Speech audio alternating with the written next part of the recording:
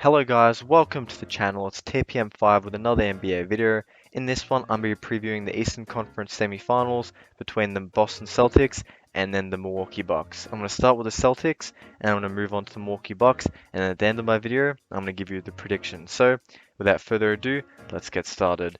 Now, the Boston Celtics have come away winners in the first round against the Brooklyn Nets in a highly anticipated series. They managed to sweep them, winning 4-0. All the games are pretty hotly contested, with the Boston Celtics' biggest win being by 7 points in Game 2. Now, the Boston Celtics, amongst many things, were very impressive on the defensive side of the floor, as they managed to shut down Kevin Durant more in terms of efficiency rather than anything else.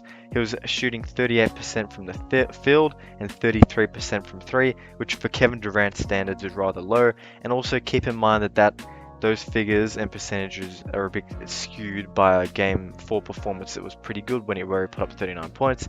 But as a whole for the team, no surprises as Jason Tatum leads the way with 29.5 points, shooting 46% from the field and 42% from three.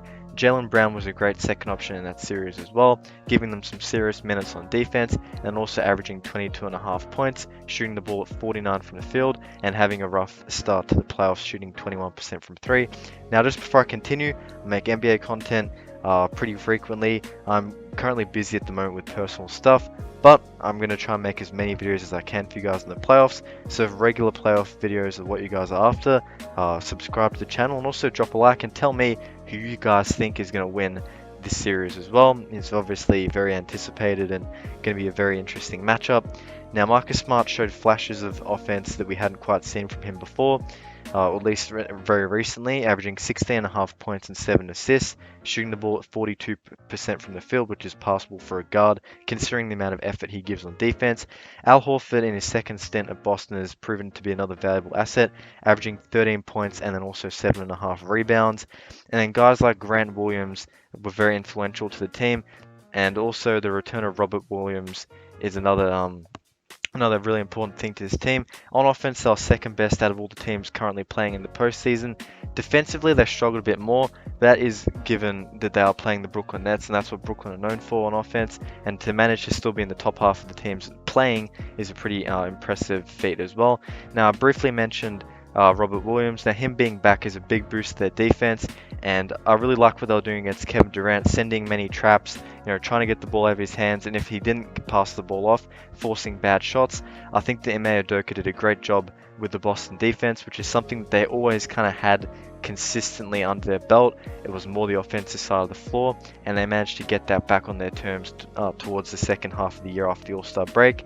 I think they could do something similar to what Miami did in 2020 against Giannis by shutting him down and keeping him to but 22 points. But given that he was the MVP that year, if I'm not wrong, and he was heavily influential in the series before, I think that is something that the Celtics could look to do, swarm him and get the ball out of his hands or force bad shots.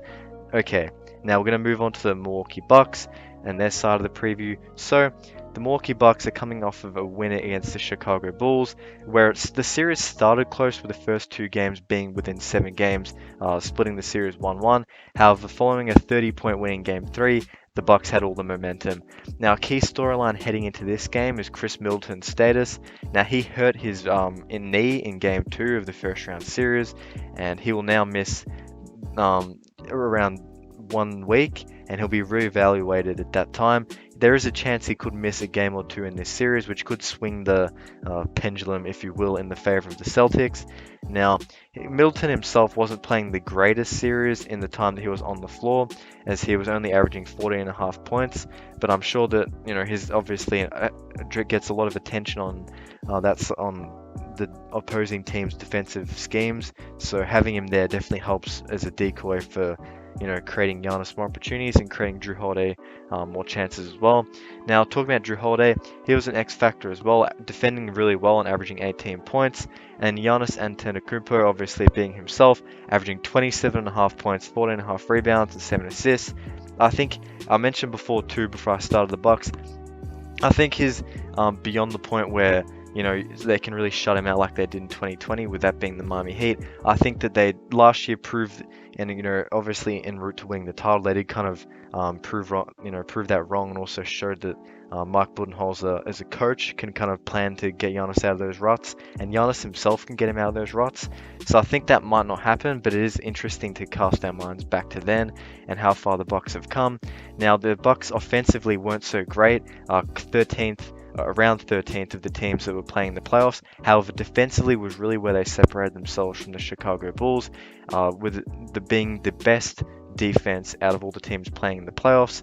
Now, just gonna leave you guys with two comparisons. At this point in time, the Celtics have a 39% chance of winning an 18th championship, and the Bucks currently have an 8% chance. Now, I'm going to give you guys my prediction for the series. I think that Boston can do a lot on the defensive side of the floor to counter Giannis, and I think that as a whole, obviously it's going to be easy to say this coming off of their 4-0 sweep against the Brooklyn Nets, but I think they're going to be the favorites going into this series. But the Bucks, obviously they have a really good player in Giannis, and they've proven they can get out of the kind of traps that Boston was setting for KD, and they can kind of find their way out of it. This series goes 7 games. I think that the Boston Celtics will dethrone the champions. So that is it for the video. Don't forget to tell me your predictions, like, share, and subscribe. Peace out. Thanks for watching.